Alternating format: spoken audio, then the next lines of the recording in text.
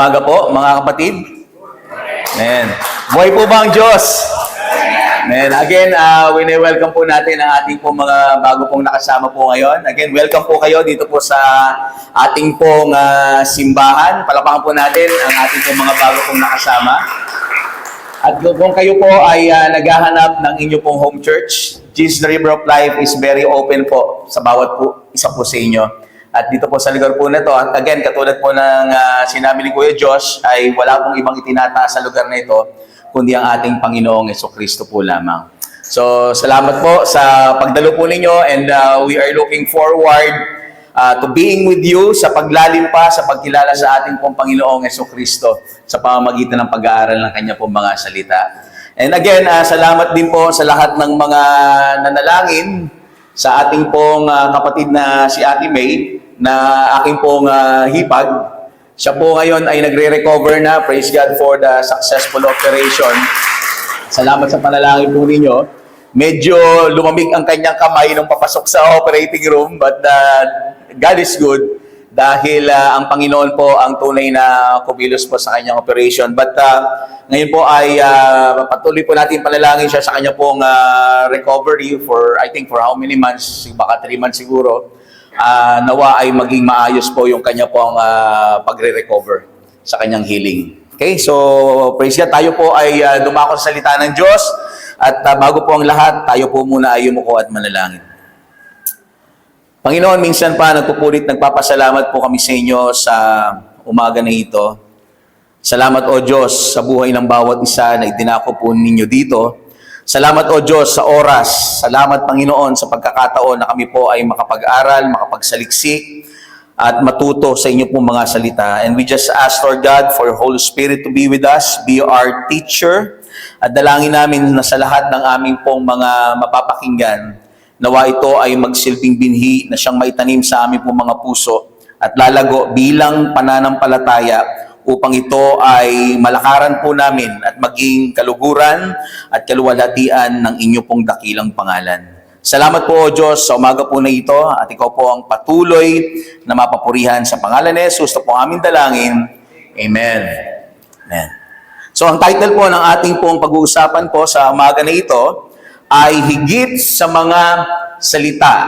Okay? Higit sa mga salita. So para po sa bago po nating mga nakasama, ang ating pong simbahan ay nagtatakel or nagkakaroon ng series Sunday after Sundays in the book of John. So, ang nadatnan po ninyo ay ang book of John, at tayo po ngayon ay nasa chapter 13 na. At kung inyo pong maaalala, nung mga nakaraan ay nabanggit na ito pong chapter 13 ay nag-start on a Thursday. No, on a Thursday na kung saan yung last Thursday ng ating pong Panginoong Jesucristo ng kanya pong ministeryo kasama ng kanya pong mga alagad. At kung naalala po ninyo, yung pong mga past 2 Sundays ay nakita po natin na kung paano ng ating pong Panginoong Jesucristo ay hinugasan ang paa ng kanya pong mga alagad bilang halimbawa ng isang pagpapakumbabang paglilingkod. Hindi lang basta siya po ay naglingkod sa kanyang Aba, kundi pinakita po niya yung pong isang tunay ng paglilingkod ng merong pong puso ng pagpapakumbaba. At ganun din po ay pinahayag po niya, doon po sa time na yon, ay pinahayag po niya na meron po sa kanya pong mga alagad na magkakanulo po sa kanya, na sinare po sa atin last week. No? At kung maalala po ninyo, ay nang matanggap na ni Judas yung pong tinapay, ano po ang nangyari? Agad na si Judas ay umalis. At yung kanya pong pag-alis ay para isakatuparan yung pong plano ni Judas na pagtataksil. Kaya nga mula po sa puntong yon, mga kapatid, nagsimula na po ang huling yugto ng ministeryo ng ating Panginoong Jesucristo hanggang sa kanya pong pagpapako doon sa krus ng Kalbaryo. Subalit, alam po ninyo mga kapatid, imbis na makitaan po sana natin ang takot ang ating pong Panginoong Jesucristo, ay una niyang binanggit na mga kataga ay patungkol sa kaluwalhatian. That's why if you remember in verse 31, ang sabi po niya doon, ngayon ay nuluwalhati ang anak ng tao. It's for the glory of God. Na kung saan sa mata ng mga tao, marahil ito po ay hindi maganda, subalit sa ating pong Panginoon, ang mga bagay na po na ito ay ginagamit po niya para sa kanyang kaluwalhatian. And even for all of us, na kung minsan mayroon po mga bagay na nangyayari sa ating pong mga buhay na parang hindi kaaya-aya sa ating pong mga kaisipan. May mga nangyayari sa ating pong mga buhay na akala natin, Lord, bakit ko ba na-experience ang lahat po nito? That at the end of the day, you will see that through the presence of God, yung pong inaakala po natin na hindi magandang bagay na nangyayari po sa atin, ay para sa ating pong kabutihan. Mahalaga po na mapansin po natin na doon po sa pananaw ng tao, maaaring ang iniisip nila ay yung pong krus ay isa pong simbolo ng kahihiyan. Marahil yung pong krus ay isang simbolo ng isang pagdurusa. Maaaring yung pong krus ay simbolo ng isang defeat or pagkatalo. Ngunit, alam po ninyo mga kapatid, sa pananaw ng Diyos, ang krus ay kapahayagan ng kanyang kaluwalhatian. Na sa pamamagitan po ng pagsunod ng ating Panginoong Jesucristo sa kalooban ng Ama, ay nahayag ang kabanalan, nahayag ang pag-ibig, katarungan, at yung pong biyaya ng Diyos sa bawat isa po sa atin na dapat sana na tayo po ang tatanggap ng kaparusahan, subalit sa pamamagitan ng kamatayan po na yon, ang ating pong Panginoong Jesucristo ay inako ang lahat ng ating pong makakasalanan. Namatay siya upang pagbayaran ng lahat ng ito, upang tayo na mga mananampalataya kay Kristo ay magkaroon ng kapatawaran at kalinisan at katuwiran sa harapan ng ating Panginoon. At sa tagpo po na ito, doon po sa pagpapatuloy, ay pagkatapos po nito, iniwan ni Jesus yung pong isang bagong utos sa kanya pong mga alagad.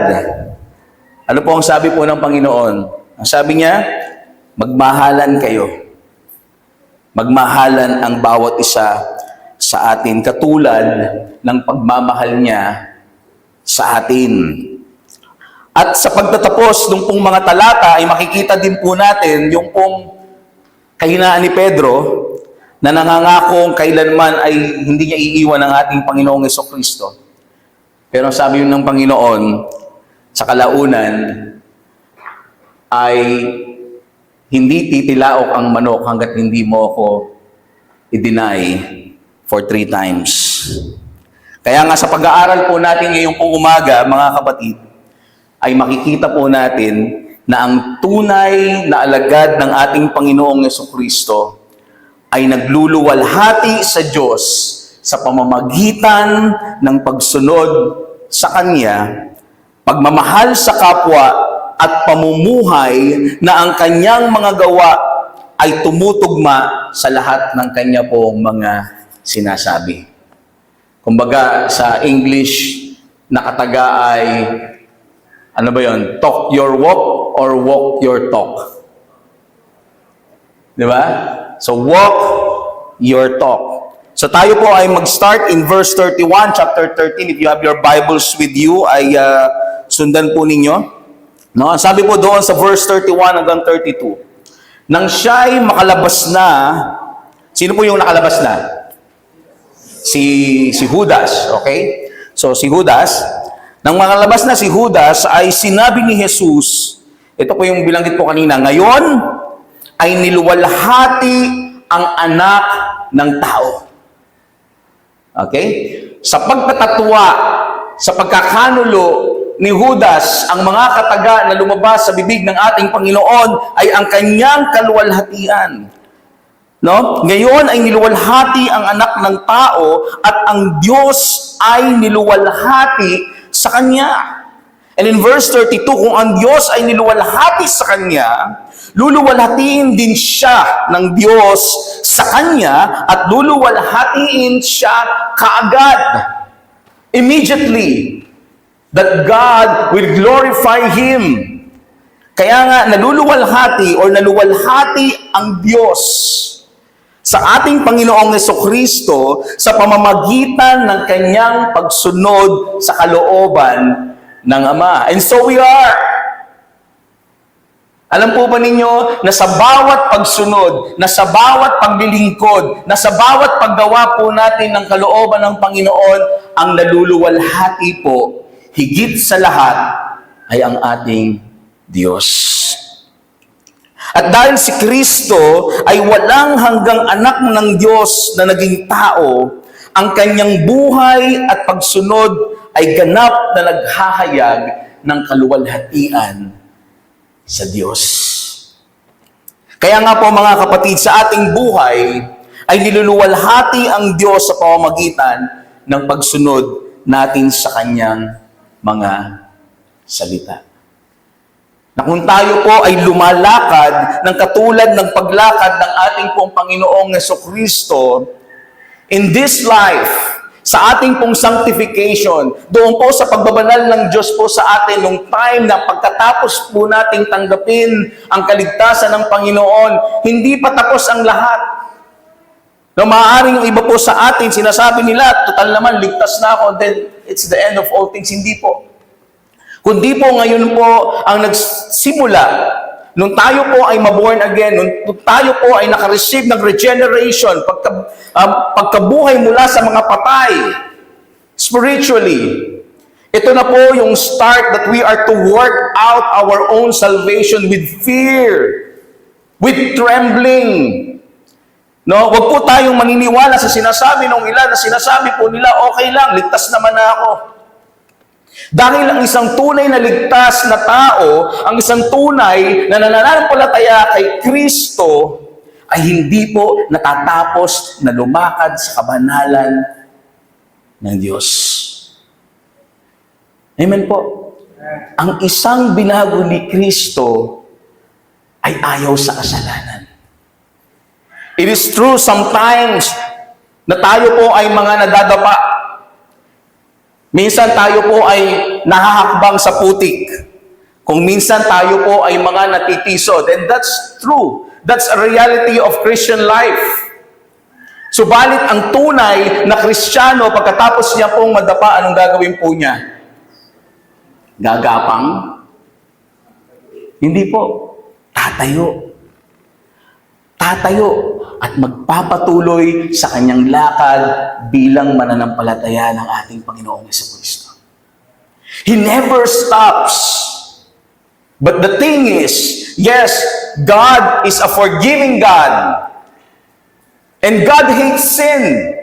Kaya nga, every time na tayo po ay mahuhulog, doon po sa pagkakasala na ito, lagi nating pinapanalangin sa Panginoon, Lord, tulungan mo ko na maging mananagumpay dito po sa kasalanan na hindi ko mabitaw-bitawan. Kaya nga po, ilang dangkal lang ang layo ng tuhod sa lupa. And God is always inviting us to always pray and repent sa lahat ng ating pong mga nagagawang kasalanan. Because ang isang tao na tunay na meron pong Kristo sa buhay, maaaring siya po ay nagkakasala, pero hindi po namumuhay dito. At ang tunay na Kristiyano, nagbabago. Sabihin nyo nga sa katabi mo, nagbabago. Nagbago naman ako, pastor, ng lipstick. ng makeup. No po, nagbabago po ang isang tunay na mananampalataya ni Kristo. For how many years na siya po ay naglilingkod sa Panginoon, for how many years na siya po ay nananambahan sa Panginoon, nakikitaan natin siya ng tunay na pagbabago. Kaya nga po in verse 33, bilang pagpapatuloy, sabi dito, my little children, no, sabi doon sa Tagalog, maliliit na mga anak. No, Tagalog na Tagalog, yan, no, maliliit. So hindi po ibig sabihin po nito na yung height nila maliliit, ano po, kundi ito po ay patungkol na ang Panginoong Jesucristo ay tinuturing po niyang anak, yung pong kanyang mga alagad. Kaya sabi niya, maliliit na mga anak, makakasama pa ninyo ako ng kaunting panahon. No? Ako'y inyong hahanapin at gaya ng sinabi ko sa mga Hudyo, ay sinasabi ko sa inyo ngayon na sa pupuntahan ko ay hindi kayo makakapunta.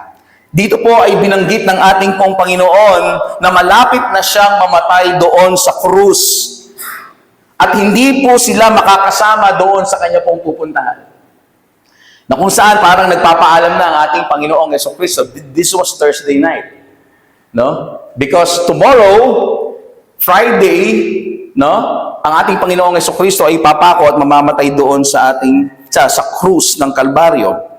That is why, habang si Jesus ay nag-aanyaya po sa atin, no, sabi niya po dito na makakasama pa ninyo ako ng kaunting panahon.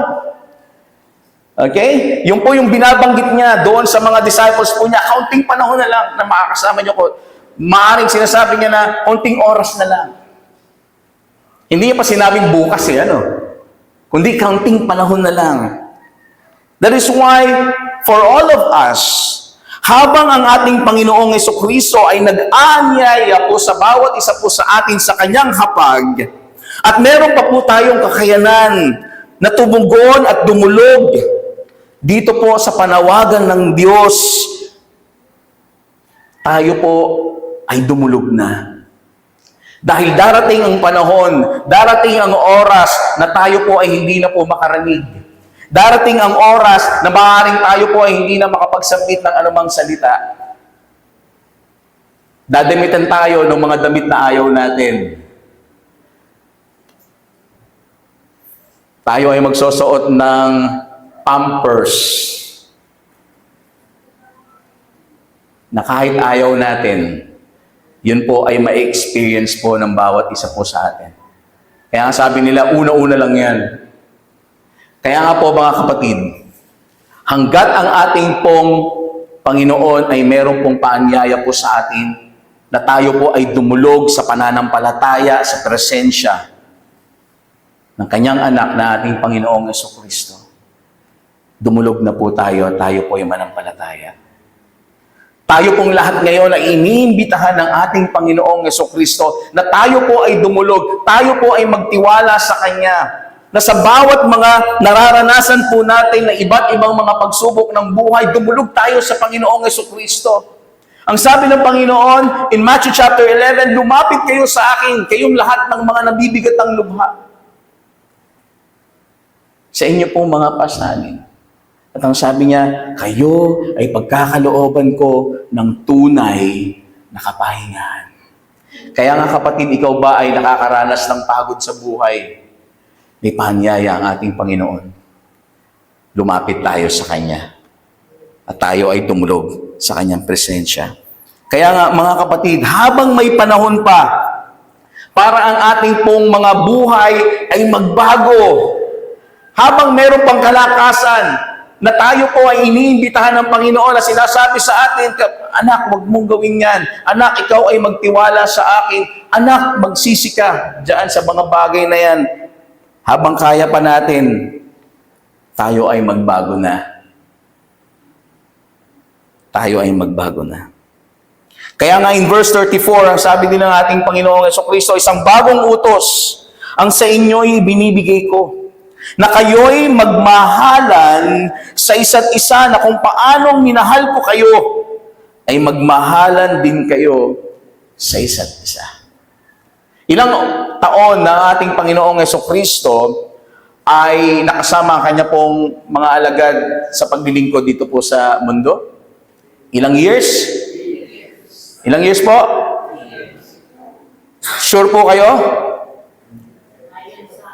Sigurado po kayo na 3 taon? Sino po ang sigurado? Hindi na lagi sigurado. 3 years! Okay, very good. 3 years. Sa 3 taon. Na kung saan, doon po sa loob ng 3 taon po na ito, ng pamamalagi ng Panginoong Jesucristo dito po sa mundo, ay pinahayag niya at pinakita niya ang kanya pong pag-ibig doon sa kanya pong mga alagad.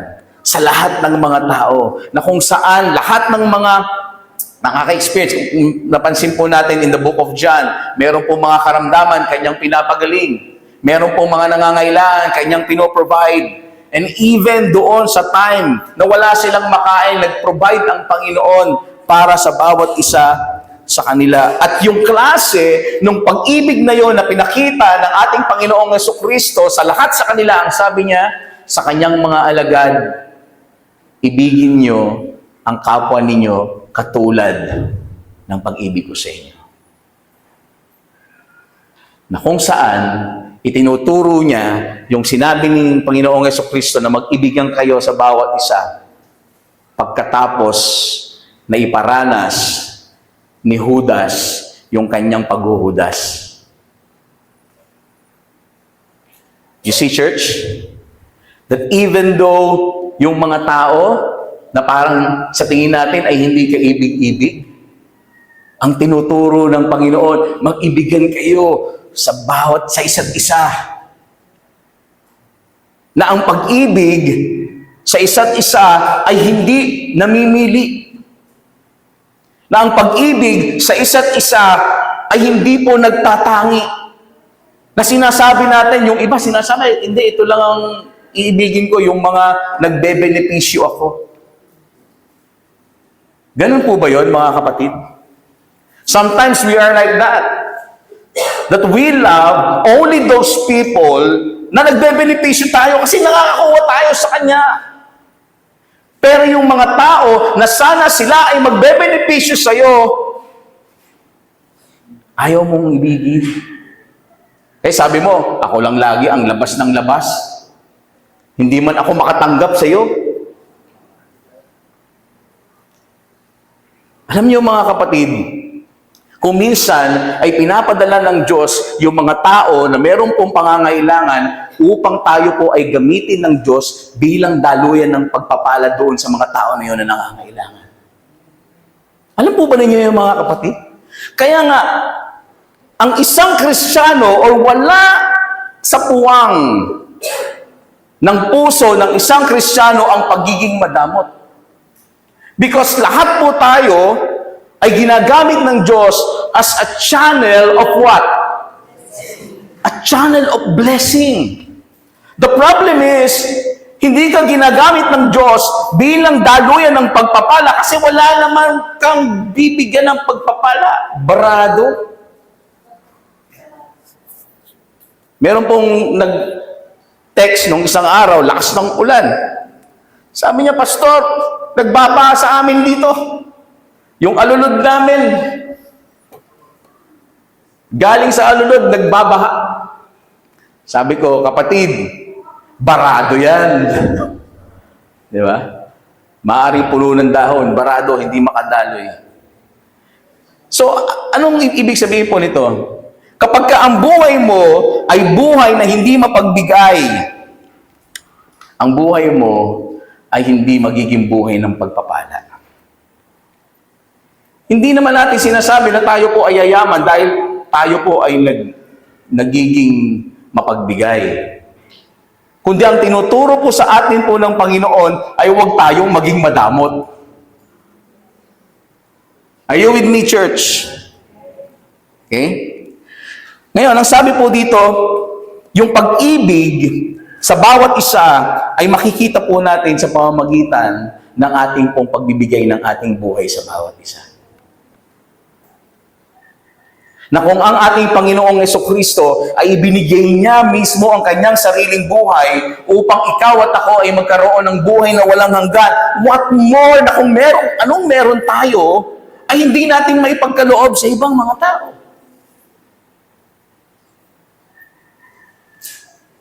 Kaya nga po, mga kapatid, ang sentro ng lahat ng pagtubad ni Jesus sa kalooban ng Ama ay ano?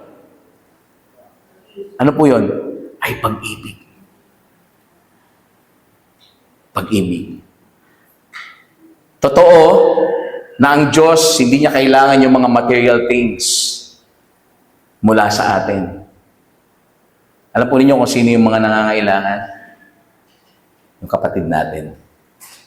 Yung kapitbahay natin. Yung lahat ng mga kumakatok sa atin. 5 piso lang naman eh. Abutin mo na. Are you with me, church? Minsan parking, lahat ng parking ngayon may bayad na. Na-experience yung mga nag-drive dito. Ano nyo na ba yun? Lahat ng parking ngayon may bayad na. Ngayon, kung hindi naman mabigat, 5 piso, 10 piso, at hindi naman magiging kawalan sa bank account mo, bigay mo na. Baka mamaya, yung 5 piso po na yun pala ay pambili niya ng gamot dahil siya po ay inuulcer na at walang makain. At least natulungan mo siya mula doon sa 5 piso. Di ba? Kaya ang Kristiyano hindi yan madamot. Pag may kakatok sa gate, yung gate, pag napunta kayo sa bahay po namin, kasi siya, pagpasok mo ng kanto, doon na mismo, malapit na yung gate namin doon. Halos araw-araw, meron pong kumakatok po doon. Minsan nga, namumukaan ko na eh. Minsan kinakausap ko pa. Sabi ko, di ba ikaw yung kahapon? Ay, hindi po. Sinungaling pa, no? Ay, hindi po. Iba po, baka iba po yun. Hindi, ikaw yun eh. Sabi ko naman sa kanya, huwag kang mag-alala, bibigyan pa rin naman kita. Ito, 5 piso. So, yung mga ganyang bagay, mga kapatid, ay, alam po ninyo, hindi ako nagtuturo dito ng, meron kasi sinasabi nung ilan, na tinuturuan daw natin maging tamad yung mga ganitong klaseng mga tao. Ngayon, nasa sa kanila na yun. Ang importante ikaw na nagbibigay. Ngayon kung halimbawa, dahil doon sa pa 5 piso na yun, sinasabi natin ay magiging tamad siya doon. Sa kanya na yun, ang importante ikaw tumutulong. But of course, the thing is, the Lord also gave you wisdom. Baka mamaya, ang nangyari naman, umalis siya, mamaya bumalik na naman ulit, nagpalit lang ng damit. Maging wise ka na. Niloloko mo na ako eh. Invite mo na sa church yun para magbago. Mga kapatid? Now, are you with me, church? Anyway, yung pong mga bagay na to, maliliit na bagay lang. Papaano kung halimbawa, meron pong kapatid na nangangailangan? Malaking amount. For example, nangangailangan. Ganito po ang wisdom po dyan. Kung minsan, ang pagkakapatiran, nasisira ang relasyon dahil sa pera. Minsan lang naman yun. Okay? Ano ang dahilan? Kapag ka nagkautang, hindi mabayaran. Hindi, pastor, tinuro mo nung Sunday, dapat mag-ibigan kayo sa isa't isa. No? Okay, umutang. Ganito po ang wisdom sa ganyan. Alam po ninyo, iniiwasan po natin yung masyadong magpautang ng malaki na, alam mo yun, kung meron ka na ipauutang, then go for it. Walang problema yon. But the thing is, okay, huwag kang sasama ang loob mo kung hindi ka mabayaran kagad. Because in the scripture, in the book of Exodus, if you will remember yung pinrelease na nakaraan, dahil kapag tayo po ay magpahiram or magpautang sa isang tao, ang sabi po ng scripture, unang-una, huwag mo tutubuan. And secondly, ang sabi po doon, huwag mo siyang gipitin o kaya ay huwag mong, yung iba nga sabi doon, huwag mo nang asahan na ito ay ibabalik sa'yo. That's what the scripture says. Okay? Why? Because God is teaching us to have a heart that is always willing to give. Walang kahit na anong amount. Now, the thing is, meron kang wisdom. Ang gawin mo, kung halimbawa masyadong malaki at alam mo na mabigat para sa iyo, kumurot ka na lang doon sa hinihiram niya at yon ang ibigay mo. Na yung ibibigay mo, na pautang mo, na alam mong kapag ka binitawan mo, okay lang kahit hindi ka nabayaran. So that at the end of the day, no, sasabihin mo lang, pasensya na kapatid, ito lang yung makakayanan ko, pandagdag doon sa pangangailangan mo. Upang sa kaduluduluhan, hindi kayo magkakaroon ng samaan ng loob sa isa't isa kapag ka hindi ka nabayaran. Sa paraan na yun, pinapakita pa rin natin yung ating pagtulong sa kapatiran po natin, sa kapwa po natin, at yung pag-ibig natin sa kanila. Are you with me, church? No? Kaya mamaya, ay, utang na.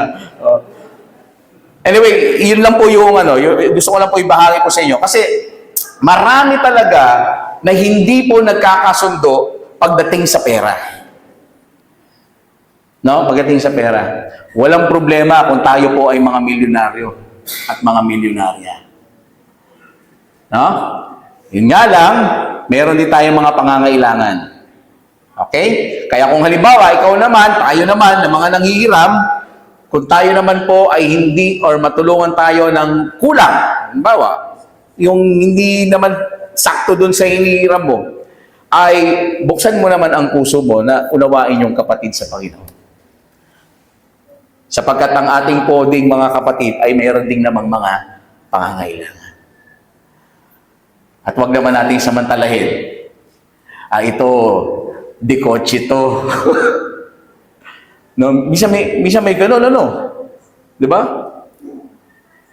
Pinipili yung ito, di kotse ito. Ito naman, lalapitan sa linggo, sa susunod na linggo.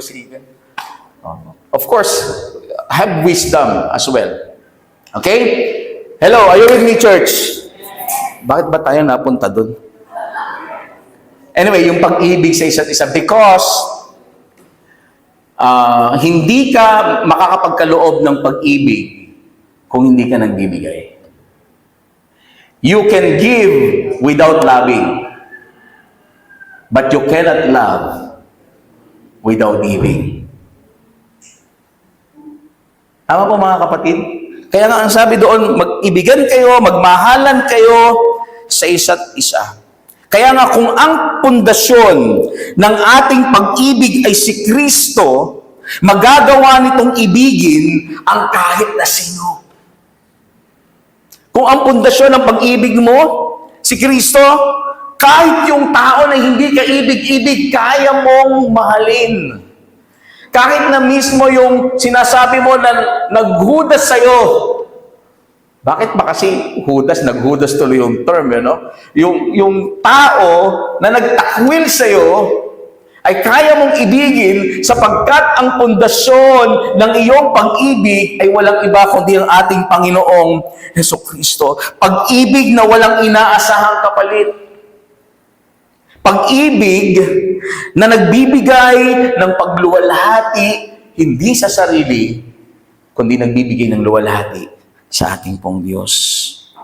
Kaya nga sabi doon sa verse 35, sa pamamagitan nito ay makikilala ng lahat ng mga tao na kayo'y aking mga alagad. You see? Na ang palatandaan ng isang tunay na alagad ni Kristo ay umiibig sa kapwa. Mahal niya ang kanyang kapatid, mahal niya ang kanyang kapwa. Kaya nga kung kayo'y may pag-ibig sa isa, sabi niya doon, makikilala ng lahat ng mga tao na kayo ay aking mga alagad kung kayo'y may pag-ibig sa isa't isa. Kaya nga ang tunay na Kristiyano ay pinangungunahan ng pag-ibig ni Kristo. Alam niyo po ba yan mga kapatid? No? Ang tunay na Kristiyano ay nakikitaan ng pag-ibig ni Kristo sa buhay. Isang pag-ibig, isang tunay na pag-ibig na hindi po nababago ng panahon. At isang tunay na pag-ibig na nananatili anuman ang sitwasyon. Na tayo po ay umiibig, hindi dahil, alam mo yung seasonal, no? Merong mga gano'n, pagka may mga Kristiyano din, minsan nag-iiba ng mode. Of course, tao tayo, no? So, nag-iiba ng mode, nag-iiba ng nag-iiba ng anyo. Ano ba tawag dun sa nag-iiba niya ng anyo na, ha? Unya.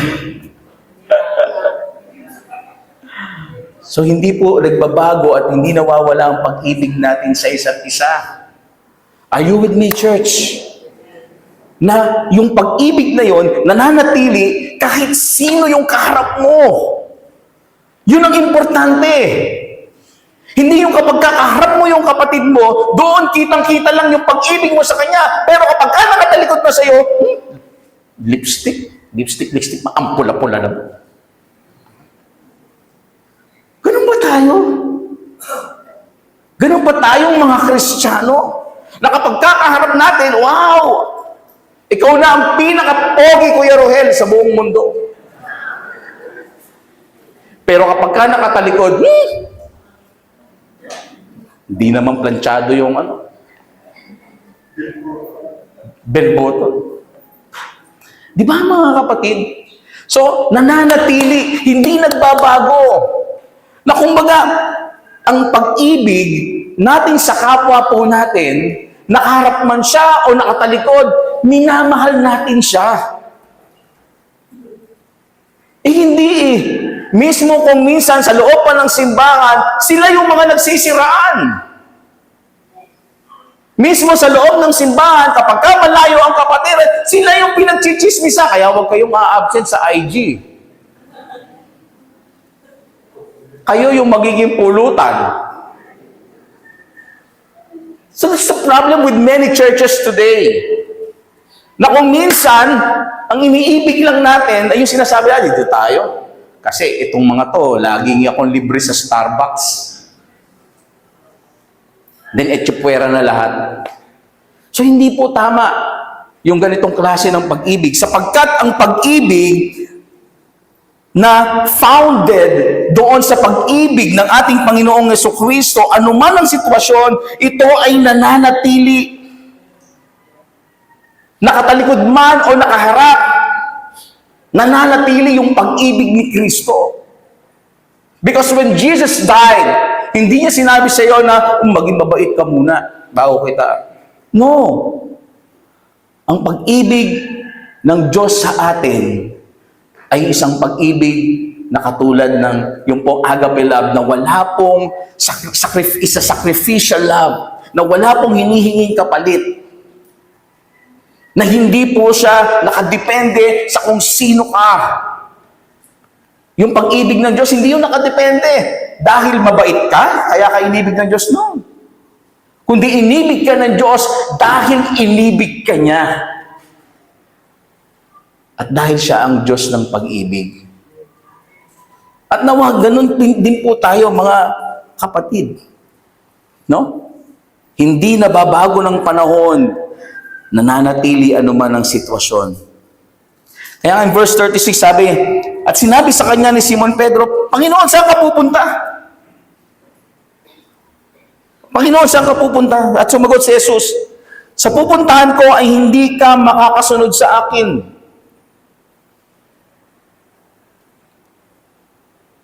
Sabi doon, ulitin ko, sa pupuntahan ko ay hindi ka makakasunod sa akin ngayon. Ngunit pagkatapos, ay makakasunod ka. Okay, ano ibig sabihin po nito? Ang hindi masusundan ni Pedro na pupuntahan ng ating Panginoong Jesucristo ay walang iba kundi yung kanya pong pag-akyat doon sa kalingitan.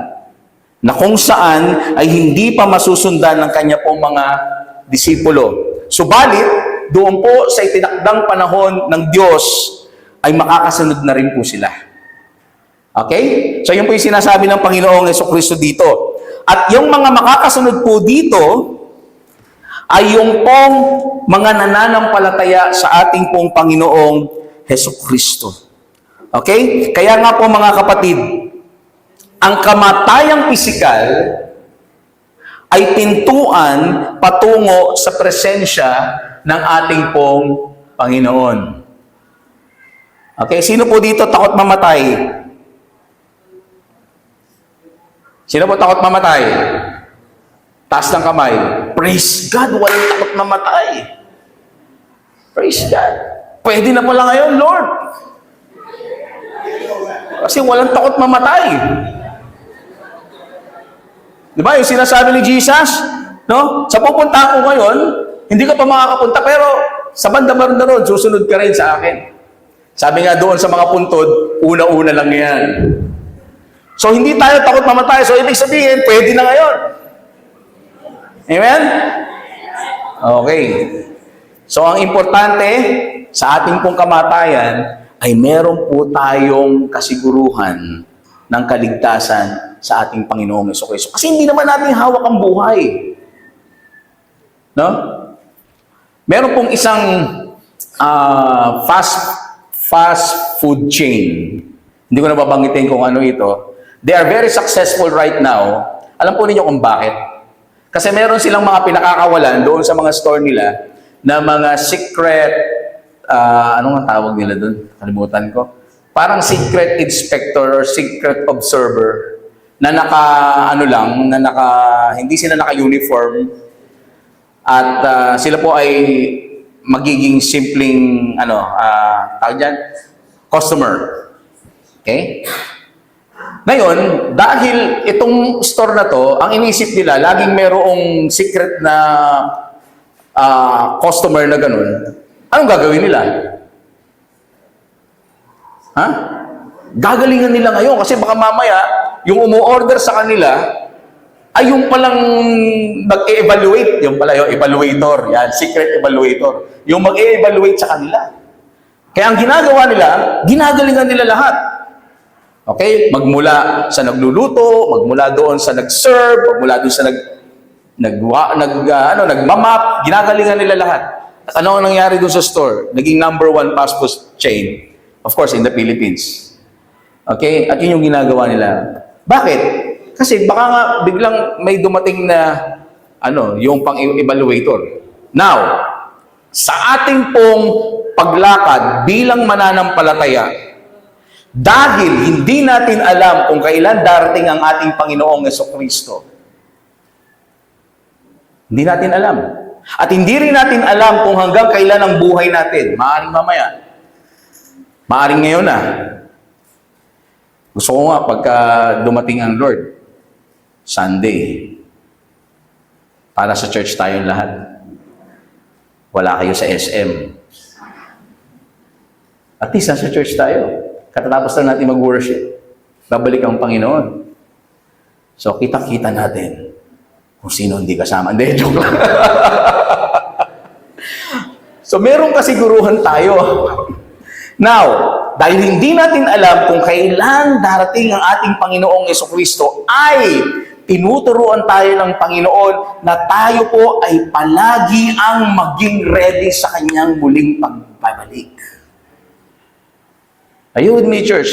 Kaya nga, tayo po in the process, yung sanctification, yung pagbamanal ng Diyos, dahil hindi natin alam kung kailan babalik ang Panginoon, hindi tayo nagsasawa na lumakad ng merong pong kabanalan at merong pong pagsisisi sa ating pong buhay dahil baka mamaya darating na ang Panginoon at ayaw naman nating sabihin ng Panginoon sa atin na hindi niya tayo kilala. Kaya nga ang sabi ng Panginoon nung mga unang verses, habang narito pa ako, no? Kayo ay dumulog na doon sa hapag na pinaanyayahan tayo ng Panginoon. Kaya nga habang may hininga po tayo ngayon, siguraduhin po natin yung ating pong pananampalataya ay nakatanim doon sa ating pong Panginoong Jesucristo, sa isang anak ng Diyos. Sapagkat ang ating Panginoong Jesucristo lamang ang daan, ang katotohanan at ang buhay, at sa pamamagitan lamang ng ating pong Panginoong Jesucristo ay makakaparoon po tayo sa buhay na walang hanggan sa presensya ng Diyos. Kaya nga hindi tayo takot mamatay. Praise God, walang nagtaas ng kamay. Alam po ninyo, saan lang ako takot? Kung papaano ako mamamatay. Lord, wag naman sana ako masagasaan ng pison. Sabi nung aking beautiful wife, anyway, birthday po niya kahapon, happy birthday.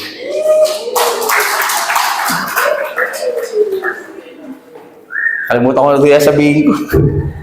Sabi niya, pag namatay ako, gusto ko maganda ako, ah. Ayoko mamatay sa yung lagi pa naman kami nagmumotor.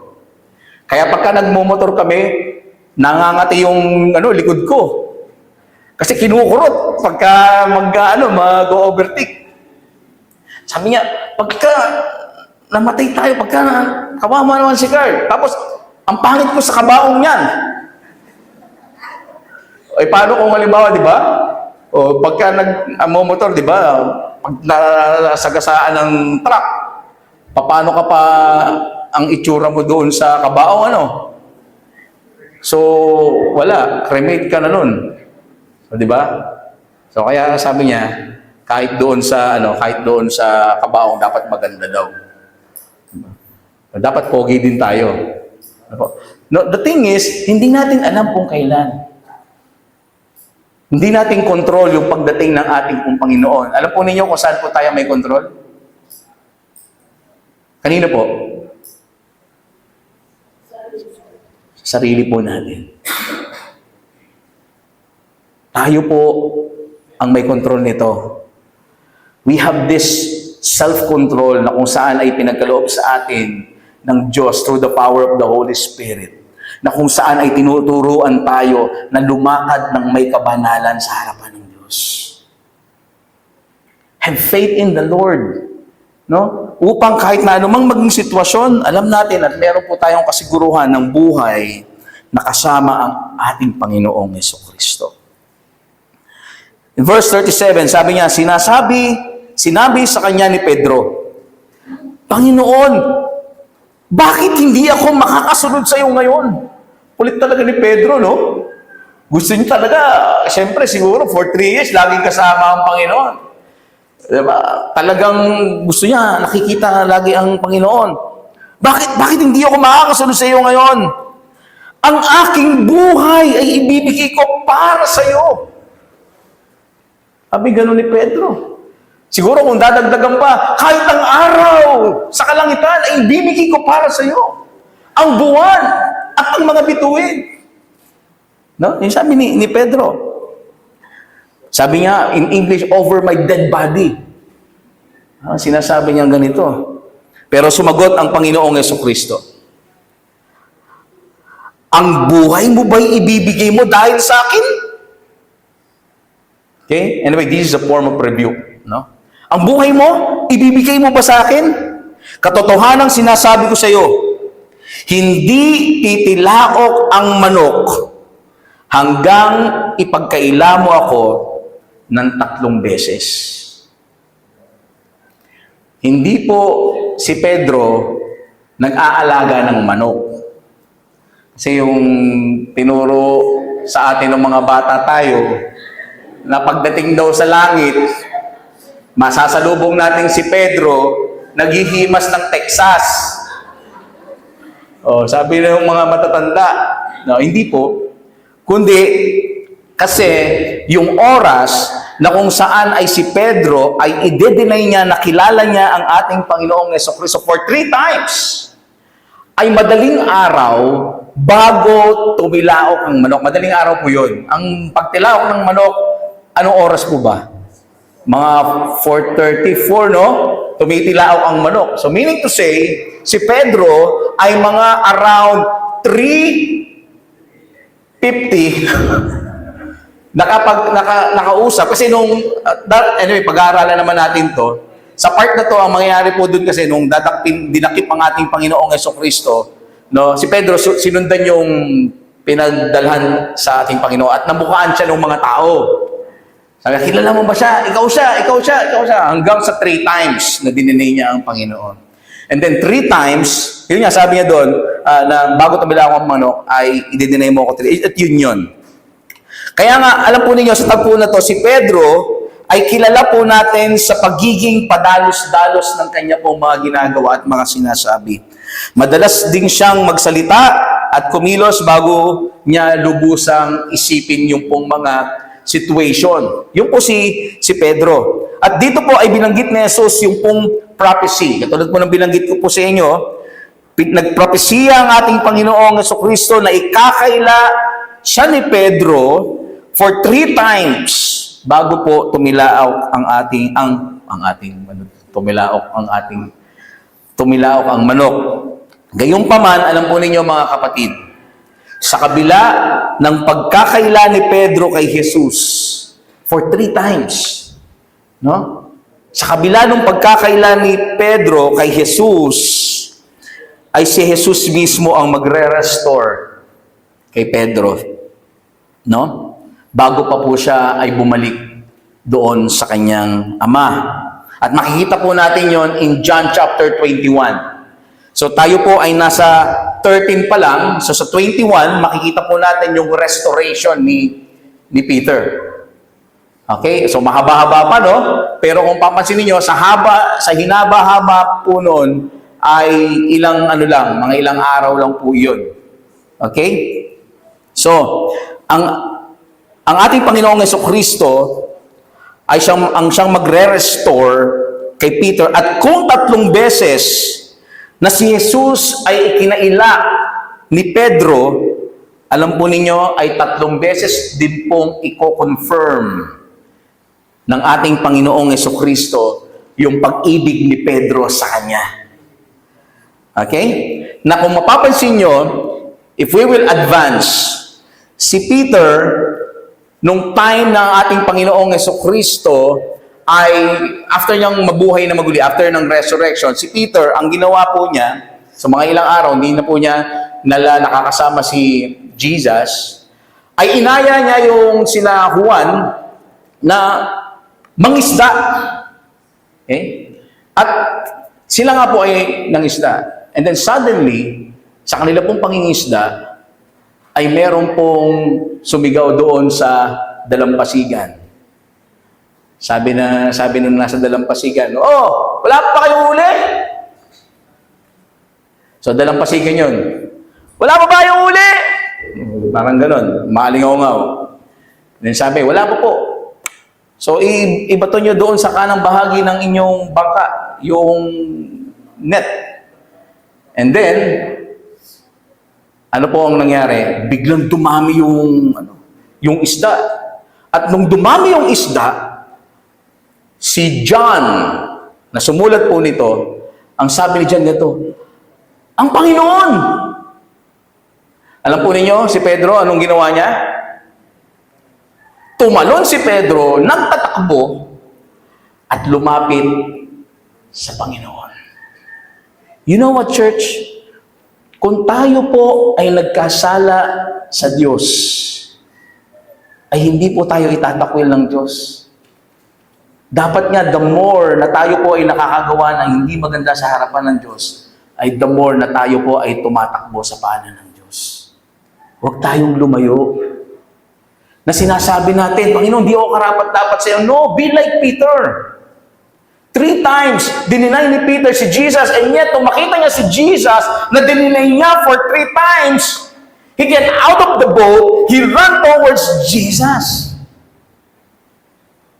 And then, pagkatapos po nun, of course, nagluto sila, dalit sabi, and then tinanong ni Jesus si Peter.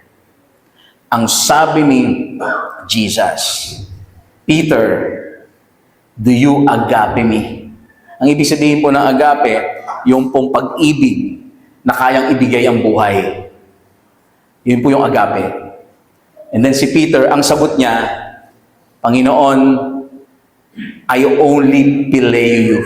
Yung phileo, isang uri ng pag-ibig, yung pong pag-ibig sa kaibigan. Okay? Kaya kung papansinin nyo, doon po sa part na yun, laging love yung ginamit, parehas love. Pero, yung isa, yung question ni Jesus, agape, and then yung sagot ni Peter, "Lord, over my dead body, I will give my life to you." Hindi po. Nagbago na si Pedro. Kundi ang sinabi niya, "Lord, I only agape you." You see, yung nakita niya yung pagpapakumpa. And then sabi ni Jesus, "Then feed my sheep." And then tinanong na naman siya ni Jesus, "Peter, do you agape me?" And then sumagot na naman si si Peter, Lord, I only phileo you. And then, ang sabi ni Jesus, take care of my sheep. And then, pinakahuli, ito, umiyak na si Pedro. Alam niyo po kung anong tanong ni Jesus? Ang tanong ni Jesus to, Peter, do you phileo me? You see? Yung una, agape. Yung pangalawa, agape. And then the third time around, Jesus asked Peter, Peter, do you phileo me? And then he cried out. Bakit siya umiyak? Dahil yung pong ang ating Panginoong Jesucristo mismo ay ibinaba niya yung kanya pong, ang tawag dyan, yung kanya pong passing level. Ganon, yung passing grade para makapasa si Pedro. Kasi sabi siya ng sabi, Phileo, binaba ni Jesus, Peter, do you phileo me? And then ang sagot ni Pedro ay ganito. Sabi niya, Jesus, Lord, you know that I only phileo you. And then ang sabi niya, take care of my lamb. But at the end of the day, nung pagbalik ng ating Panginoong Jesucristo doon sa kanan ng Ama, you know what happened to Peter? He died in agape. Si Peter ay binigay ang kanyang buhay sa Diyos sa kanyang pagmiministeryo dito sa mundo. At alam niyo po kung ano yung way ng pagkamatay ni Peter? Pinako siya sa krus. At sabi ni Peter, huwag niyo akong itulad sa Panginoon ko. Baliktad niyo ako. Pinako siya sa krus nang nakabaliktad. Dahil hindi siya karapat, sabi niya, hindi siya karapat dapat na matulad sa pagkamatay ng ating Panginoong Jesucristo. That is humility. Kaya ang paglapit sa Diyos ay meron pong dapat isang pusong mapagpakumbaba. And you see Peter, una, Lord, over my dead body. And then the Lord rebuked him. But at the end of the day, Jesus Himself restored Peter in His love, in His mercy, in His grace. Itong si Peter ay nakapanumbalik sa Diyos. Nakapanumbalik sa Diyos. Kaya nga mga kapatid, no? Nawa yung ating pong pagsunod sa kalooban ng ating Panginoong Jesucristo ay hindi nananatili lamang sa labi. Hindi lang basta sinasabi natin, dead body. No. Hindi lang nananatili sa labi, kundi nakikita sa ating mga gawi para sa kanyang ikaluluwalhati. Amen po mga kapatid. In parting words, ang pag-ibig kay Kristo ay hindi nasusukat sa ating mga pangako. Meron po ba kayong kilalang ganyan? Puro pangako. Pangako. Diba? May nagtuturo. Diba? Hindi po nasusukat ang pag-ibig kay Kristo sa ating mga pangako, kundi sa ating tapat na pagsunod sa Kanya. Sabihin mo sa katabi mo, tapat. Tapat. Na ang word na tapat, kahit baliktarin mo, tapat pa rin. Okay? Napansin niyo ba yan? Napakaganda yung word na yan, ano? Yung tapat. Kasi, pag tapat yung word, di ba? Yung word na tapat, pag binaliktad mo, tapat pa rin. So, ibig sabihin, tayo po, may nakakakita man sa atin, o wala sa ating nakakakita, saan mang dako ng lugar, tayo mapadpad, tayo po ay nananatiling tapat sa harapan ng Diyos. Dahil nakikita tayo ng Diyos. Huddle question. Ano ang isang hakbang ng pagsunod na magagawa mo ngayon upang maluwalhati si Kristo sa iyong buhay? So, okay, sige po. Let us group in 5. At tayo po ay magkaroon ng fellowship, short fellowship, huddle time. At discuss po natin ito pong huddle question. Sige po. Father, we thank you for your unconditional love. We thank you for your Son, our Lord Jesus Christ, who died on the cross for all of us, para po kami po ay magkaroon ng kapatawaran ng aming pong mga kasalanan. Salamat sa lahat ng inyo pong mga ginawa sa bawat sa po sa amin. Salamat sa inyo pong kaligtasan. Salamat o Diyos sa inyo pong mga salita na patuloy na nagtutuwid po sa amin sa lahat ng aming pong mga maling gawi.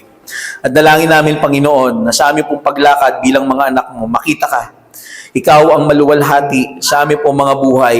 And even, Father God, sa lahat ng aming pong mga gawi, mga sinasabi, aming pong mga lakad, dalangin namin, O Diyos, ay gawin po namin ito at umakto po kami ng para sa inyo pong kapurihan. Salamat po, O Diyos. Pagpalain po ninyo ang bawat sa amin, and we even remember yung po aming po mga kapatid na wala po ngayon, na anuman ang mga pinagdaraanan ng bawat isa, kung meron man mga may karamdaman, dalangin namin, O Diyos, ang kagalingan mo sa bawat isa po sa kanila. And we pray, Father God, na sila po ay magkaroon ng kagalingan upang makapiling po namin sila sa mga susunod na mga linggo ng pagtitipon. Salamat po, O Diyos, at patuloy po namin pinagkakatiwala po sa inyo ang natitirang oras sa buong araw po na ito, sa lahat ng aming po mga gagawin pa, and even, Father God, for all the family that represents here today, Lord, we pray that you will bless each one of them. At ikaw po, O Diyos, ang patuloy na aabot sa lahat ng pangangailangan ng bawat isa. Salamat po, O Diyos, at ikaw po ang patuloy namin pinapapurihan sa pangalan ni Jesus, sa pangalan ni Jesus. May you receive these words of benediction. May the Lord bless you and keep you. May the Lord make His face to shine upon you and be gracious to you. And may the Lord lift up His countenance upon you and give you His everlasting peace. In the name of the Father, and of the Son, and of the Holy Spirit, and everyone who loves God will say, Amen. Amen. Pagpalain po kayo ng Panginoon, mga kapatid.